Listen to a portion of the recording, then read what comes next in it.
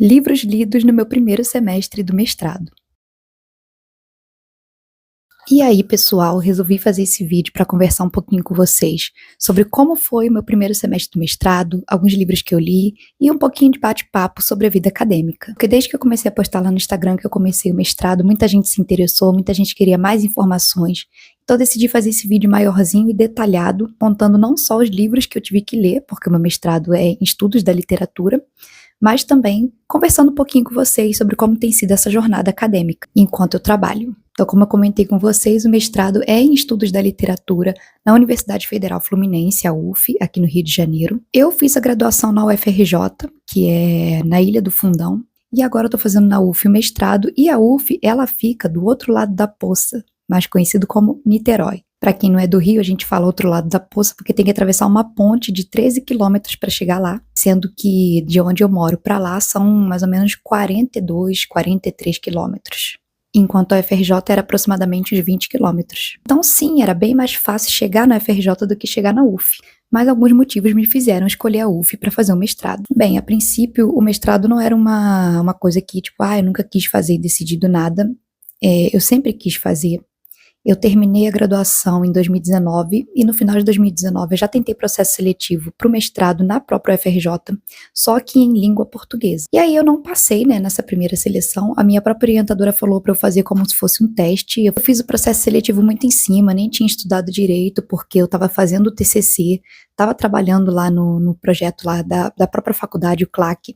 Estava tendo que fazer muitas coisas ao mesmo tempo, então fui fazer a prova meio que só para ver como é que era, e realmente por pouco não passei, porque tem que tirar no mínimo 7 e eu fiquei acho que com 6,5. E aí minha orientadora falou assim, tenta no ano que vem. Mas o que ninguém sabia era que no ano seguinte a gente entraria numa pandemia, e 2020 o processo seletivo foi online. Eu estudei bastante, mas o processo, assim, não deu certo, pelo menos para mim. Ficou aquela confusão do online, a internet caiu, muita gente ficou conversando assim, tirando dúvidas durante a prova, o que dificultou muito para mim me concentrar. Então, essa prova eu meio que acabei desistindo no meio, minha internet caiu, eu saí e não fiz. E aí em 2021 eu resolvi tentar de novo, aí eu passei o ano inteiro estudando, a gente ainda estava em casa, a gente ainda estava no modelo de trabalho home office, eu estava trabalhando num curso de inglês, só que estava trabalhando em casa, porque a gente não estava tendo aula presencial. Então, como eu estava em casa, eu falei assim, eu vou estudar bastante, para esse processo seletivo.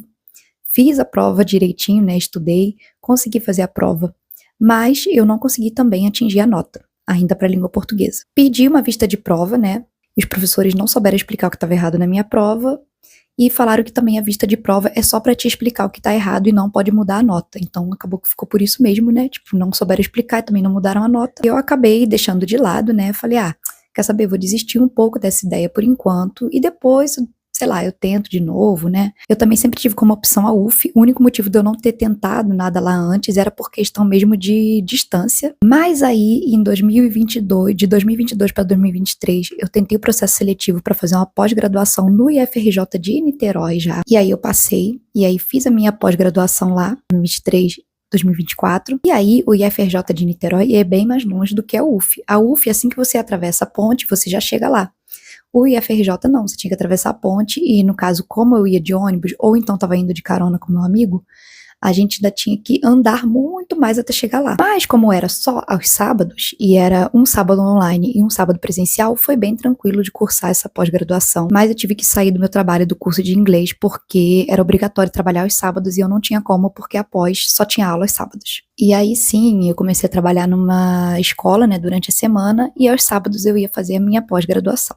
Enfim, tô chegando lá. Essa pós me deu um gás, para eu começar, voltar a pensar na ideia de fazer um mestrado. Mas aí a gente terminou no final de 2023, eu não tinha pensado em tentar ainda emendar, a pós com o mestrado. Aí teve o ano de 2024, em que a gente não ficou tendo aula, tava só escrevendo o nosso TCC. Acabou que o IFRJ entrou um pouquinho de greve e adiou um pouco o prazo pra gente entregar o nosso TCC. E nisso, quando entrou em greve, eu parei de escrever o TCC da pós para começar a pensar num projeto de mestrado. E aí, quando eu vi abrir o processo seletivo para o mestrado em literatura na UF, eu resolvi tentar. E é uma coisa que eu não recomendo para as pessoas, fazer o que eu fiz, de tentar em cima da hora. Abrir o processo seletivo e eu pensei em fazer. Geralmente, quando você vai fazer um mestrado, você tem que se preparar, tem que fazer um projeto com antecedência, tem que pensar, tem que estudar. E no meu caso, foi uma decisão meio impulsiva, porque eu vi assim e falei, quer saber, eu vou tentar só pra ver como é que é, né? E aí eu fui meio que fazer um projeto às pressas, para poder tentar mesmo o processo seletivo e ver como é que era o processo seletivo da UF. Mas assim, eu nem tava com muitas esperanças, pensando que eu ia conseguir passar, até porque eu fiz tudo muito corrido, enquanto da UFRJ eu tinha me preparado por mais de um ano e não tinha conseguido. Então fiz o projeto, pedi ajuda para uma amiga minha que já tem um mestrado na área também, né, em literatura. Ela me ajudou a ver se o projeto estava tudo direitinho, até porque eu nunca tinha feito pesquisa em literatura. Apesar do meu TCC da graduação ter sido em tradução de poesia, não foi necessariamente literatura, mas eu já tinha feito parte de um grupo de pesquisa em literatura portuguesa, sempre fui apaixonada por literatura, fiz graduação em letras, então, claro que eu já tinha um contato com a literatura, mas nunca tinha feito pesquisa propriamente dita na área de literatura. Então, você tinha um pouco de dificuldade para escrever o projeto, mas fiz tudo às pressas. Eu dei a sorte do prazo de inscrição ter sido estendido, porque eu não tinha conseguido pagar a tempo, e aí nisso eu consegui revisar o meu projeto mais um pouco, acrescentar um pouco mais de referências teóricas, porque ele foi estendido, acho que por mais 2 semanas, ou por mais um mês, alguma coisa assim. Tudo se encaixou, tudo acabou dando certo. Aí, para a prova também. Na prova da seleção de literatura, na verdade, a seleção do mestrado, para quem não conhece, é você entregar um pré-projeto, geralmente é assim, né? Você enviar um pré-projeto, né, do que você pretende pesquisar, que pode ser modificado depois que você entra também, né, de acordo com o seu orientador. Você escolhe uma linha de pesquisa, então, no caso, eu escolhi a linha de pesquisa de literatura brasileira. E aí, quando você vai fazer a prova, você também faz a prova específica da área que você escolheu. Então, quando você vai fazer um mestrado, você já tem que ir com uma ideia bem fixa do que você pretende fazer para você poder escolher a sua área. Então, você precisa saber se vai ser literatura portuguesa, africana, brasileira, teoria literária, e literatura estrangeira. Enfim, você precisa escolher especificamente qual área você quer seguir. E aí, no caso, eu escolhi trabalhar com Manuel de Barros, que é um poeta, porque não consigo me ver pesquisando outra coisa sem ser poesia, né, na área de literatura. Enfim, e aí para a prova tinha uma bibliografia que a gente tinha que ler para fazer a prova de teoria literária e literatura brasileira. Então tinha lá os livros de teoria, os livros e textos, né, que você tinha que ler para a teoria literária e os livros e textos que você tinha que ler para a literatura brasileira. Então, no caso, eu li na ordem, né, dos que foram aparecendo. Alguns eu li o texto e assisti o vídeo na internet, procurava vídeo de resumos de pessoas que leram também, ou então resumos mais acadêmicos, palestras de professores sobre os seus próprios textos, para poder me ajudar a entender melhor. Além disso, fui fazendo resumos, fichamentos no caderno, anotações para poder revisar. Então, todos os textos, todos os livros que eu fui lendo, eu fui fazendo resumos, anotações, assistindo vídeos, poder fixar bem para chegar na hora da prova eu saber o que eu estou falando. Porque na prova eram apenas 2 questões, uma de teoria e uma de literatura brasileira. Você tinha que escolher uma questão e desenvolver bem sobre ela. Então, para você desenvolver bem, escrever bem, trazer citações, trazer exemplos, você tinha que estar com as ideias bem fixas, né, bem estruturadas na sua cabeça. Quando chegou na prova, eu dei a sorte de ter caído exatamente o primeiro texto que eu li, de teoria literária, e acabei conseguindo passar. Não foi uma nota que dava para conseguir a bolsa, porque na universidade pública você não paga para fazer o mestrado e ainda tem a possibilidade de ganhar uma bolsa de estudos para poder custear a sua jornada acadêmica, para você não precisar ficar trabalhando enquanto estuda, mas eu não consegui atingir essa nota mínima que tinha que ser 8, eu tirei 7,5, eu já sabia que ia ter que continuar trabalhando enquanto estudava. E aí, além de trabalhar numa escola, eu também dou aulas particulares de inglês, crio conteúdo aqui na internet, tive que reduzir a carga horária de trabalho na escola e também de alunos particulares para conseguir ter tempo não só para estudar para as matérias, mas também para ir lá cursar as matérias do mestrado, porque o mestrado ele é presencial. Então, a gente tem que ir até lá assistir às aulas. E nesse caso, como eu comentei com vocês no início, é um pouco longe da minha casa, não é tão perto assim. Eu levo mais ou menos 1 hora, um pouco mais de 1 hora para chegar lá, ainda mais se tiver trânsito.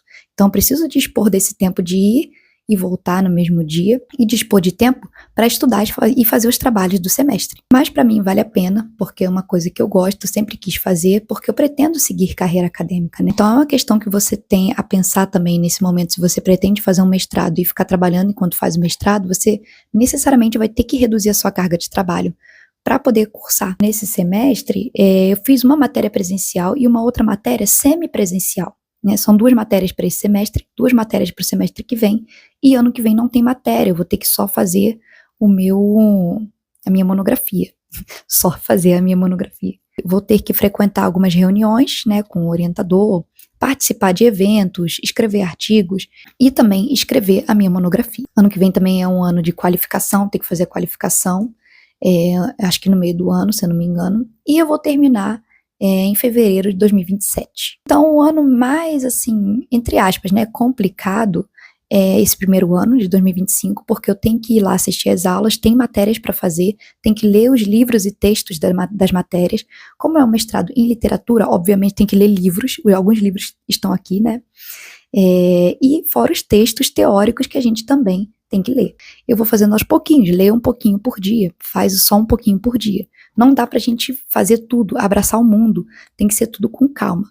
Algumas coisas vão ficar negligenciadas. Eu tive que abrir mão de muitos fins de semana, sem sair, sem descansar, dormindo tarde, acordando cedo, em épocas que fica mais corrido, como épocas que tem que corrigir prova, tem prazo para corrigir prova. Então as minhas leituras pessoais, elas acabam ficando um pouco meio de lado, mas eu também dei a sorte desse ano ter as parcerias com editoras que me deixam escolher as leituras, né? Então eu estou escolhendo leituras que tenham a ver com o que eu estou estudando no mestrado. As editoras parceiras do canal esse ano são a editora Unesp, que tem um monte de livros de teoria literária, de poesia, estou aproveitando muito isso, eu posso escolher. A Companhia das Letras, que também me deixa escolher 2 livros por mês, e também a editora Record, só que é parte da Record Educação, que também escolho leituras que me ajudem tanto no meu trabalho como professora de literatura, quanto no meu mestrado. Vou mostrar os livros para vocês. Então, começando pela disciplina do meu orientador, que era literatura e antropologia. Gostei muito dessa disciplina porque não é fácil de encontrar a relação entre literatura e antropologia por aí, e ele trabalhou isso muito bem, né, ao longo desse semestre. E eu vou mostrar aqui alguns livros que a gente leu. A Queda do Céu. Claro que a gente não leu isso tudo, mas a gente leu uma boa parte, leu o prefácio, o pós-fácio e muitos capítulos desse livro, que já ajudou a gente a ter uma noção do que é, né, do que se trata essa leitura aqui. Alguns que eu deixei marcado, que são os capítulos que eu ainda quero ler. É um livro que eu acho que vale a pena todo mundo ter em casa. São as palavras de um xamã Yanomami, Davi Kopenawa, que luta pelos direitos dos povos indígenas e nos mostra aqui nesse livro a importância dos indígenas para a natureza, preservação e conservação do meio ambiente. Outro obrigatório da gente ler, que eu acabei não lendo, foi o 9 Noites. Não li porque não deu tempo. Foi a época de provas da escola, não consegui terminar de ler, mas eu vou ler aqui um pouco dele aqui atrás para vocês entenderem mais ou menos do que se trata. Vencedor do Prêmio de Literatura da Biblioteca Nacional e do Portugal Telecom, 9 Noites mistura fatos da vida do antropólogo norte-americano Buell Quinn, que viveu entre os índios Craô, no Tocantins, e se matou em 1939, aos 27 anos, com as elucubrações do narrador, que, 62 anos depois, ao conhecer o episódio em um artigo de jornal, passa a pesquisar obsessivamente a vida do americano. Mas apesar de eu não ter lido, a gente discutiu esse livro aqui em aula, e eu achei muito interessante, eu quero terminar de ler muito em breve.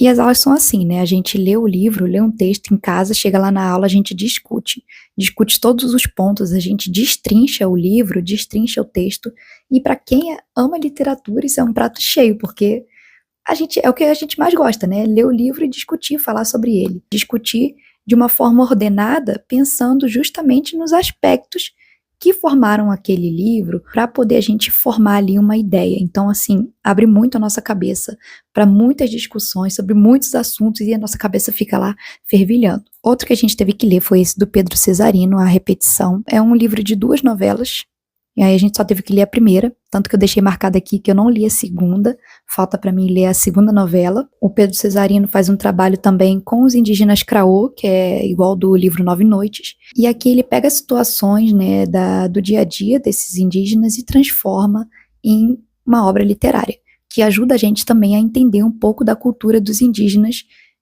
Craô. Um outro que eu li para essa disciplina, mas foi no Kindle, foi o Terra Preta. Nossa, foi uma leitura muito boa, foi uma das melhores leituras que eu fiz esse ano. Gostei muito, recomendo para todo mundo. Terra Preta, da Rita Carelli. A Rita Carelli é quem organiza os livros do Ailton Krenak. Então é só você ver aqui atrás, Pesquisa e Organização Rita Carelli. O Krenak, ele não escreve esses livros aqui. Na verdade, ele fala, né, são palestras, ele mesmo falou lá na Bienal, ele falou, são coisas que eu falo, alguém grava, o outro transcreve e o outro transforma em livro. Então a Rita Carelli que é a responsável por trazer esses livrinhos do Krenak pra gente. Aliás, esse foi um dos livros que eu comprei também para ajudar no meu trabalho do final da disciplina, porque eu também considero ele um livro bem indispensável para o que a gente está estudando. Mais um outro que eu não cheguei a ler tudo foi o Paletó e Eu, mas eu gostei muito, também pela editora Todavia. Comecei a ler, a gente discutiu e eu não cheguei a terminar. E um outro que eu nem cheguei a comprar, nem cheguei a ler, que foi o último livro que a gente estudou, foi o Maíra, do Darcy Ribeiro, mas a gente discutiu ali na aula, né, e eu achei muito interessante, depois eu pretendo ler também. Aí esses foram os livros obrigatórios dessa disciplina, mas eu vou mostrar para vocês aqui também os livros que são da minha pesquisa, que também tem a ver com literatura e antropologia. Cobra Norato, do Raul Bopp, o autor, que estava lá na Semana de Arte Moderna, e eu nem conhecia, não conhecia o Raul Bopp, nem esse livro Cobra Norato, ele é bem fininho. Eu vou ler agora, né, nesse mês de agosto, enquanto as aulas ainda não voltaram. Apesar dele ser fino, eu ainda não li, porque por ele ser da minha pesquisa, eu quero ler com calma, fazendo anotações e ler com muita atenção. Se fosse um livro só por ler, eu ia ler bem mais rápido, mas eu não gosto de ler assim quando tem a ver com a minha pesquisa. Eu preciso ter ideias, insights, né, de como eu vou usar ele no meu trabalho. Um outro que o professor considerou indispensável para mim foi o Macunaíma, do Mário de Andrade. Eu pedi para a editora Unesp, porque eu posso escolher, né? Então escolhi esse daqui. É um livro que eu também pretendo ler agora em agosto. Olha, eu querendo ler tudo em agosto, antes das aulas voltarem, mas essa edição aqui é perfeita. Essas edições da editora Unesp são incríveis, porque trazem um prefáciozinho, tem a foto do autor aqui pra gente, com um pouco sobre ele.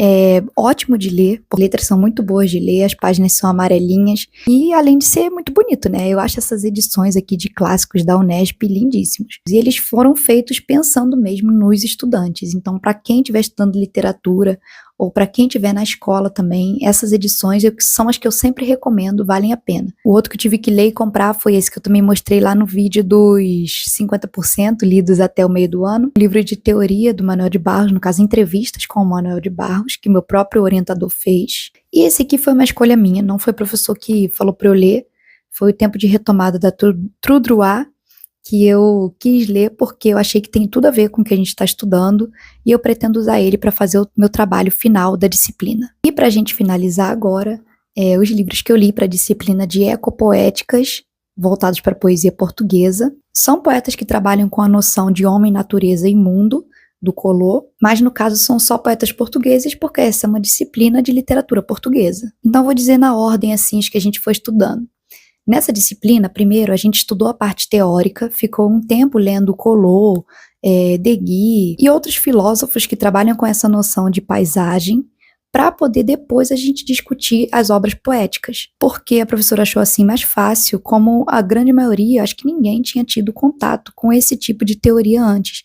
E não é muito fácil, não foi muito fácil de entender, porque é bem filosófico, é bem abstrato. Foi ótimo para mim porque eu conheci poetas portugueses que eu nunca tinha ouvido falar e reli alguns outros que eu já tinha ouvido falar ou já conhecia. A gente começou pelo Carlos de Oliveira, eu não conhecia, também achei incrível a poética dele, um tipo de poesia que você não encontra, não é fácil de encontrar, ele é bem diferente de tudo. O Antônio Ramos Rosa, que foi um dos que eu mais gostei, me apaixonei pelas poesias do Antônio Ramos Rosa.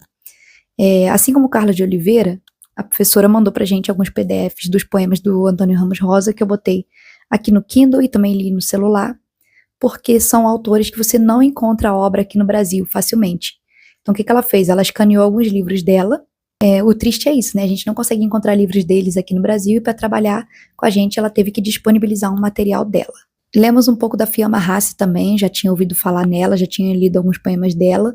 Eu acho que ela tem obra publicada no Brasil, se eu não me engano, mas como a gente passou muito rápido por ela, não falou muito, acabou que eu nem comprei, mas depois vou procurar. Um outro que a gente consegue encontrar facilmente é o Rui Belo, porque a sua obra foi toda publicada pela editora Sete Letras. O único ruim é que não tinha todas as obras disponíveis no site. Eles podiam fazer um box com todos os livros do Rui Belo, ou então vender a coleção completa, já fechada, ou então até fazer uma edição de antologia da obra completa do Rui Belo, pra gente não ter que ficar comprando os livrinhos separados. Mas eu gostei muito desse aqui e recomendo. Um outro que eu li e gostei muito dos que eu li, que eu vou até usar ele para fazer o meu trabalho final, foi o Nuno Giudice. Nuno Giudice também é antropólogo, então ele também tem a ver com a outra disciplina, né, de literatura e antropologia, e gostei muito, mas não tem livro dele no Brasil, não tem também. Teve a Ana Luísa Amaral, que a gente não leu muito dela, mas eu adorei os poemas dela.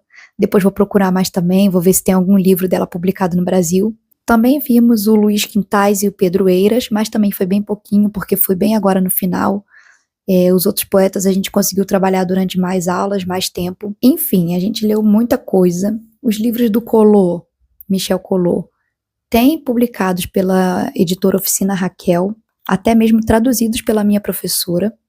Eu vou comprar dele, né, o livro físico, porque achei um conceito muito legal de trabalhar com a poesia, e também vai me servir para trabalhar com a poesia do Manuel de Barros, porque ele é um dos poetas que trabalham com esse conceito de paisagem, natureza e mundo, né? Mas enfim, gente, depois desse monte de livro, desse monte de texto que a gente leu, a gente ainda tem que produzir um artigo para poder finalizar a matéria e receber a nossa nota. Então são mais ou menos 15 páginas que eu vou ter que escrever. Serão meus primeiros trabalhos do mestrado da vida. Eu espero que eu consiga fazer um bom trabalho, que não seja assim, só um trabalho feito por fazer, né? Eu gosto de fazer as coisas bem feitas, porque se você faz um trabalho desses, né, no formato de artigo bem feito, depois você pode publicar. Então a ideia é fazer um trabalho legal, a ponto de eu conseguir publicar. Enfim, espero que tenham gostado desse vídeo, falando mais sobre a vida acadêmica, mestrado e trabalho. Se vocês quiserem saber mais algumas coisas, mais alguma coisa, ficou alguma dúvida,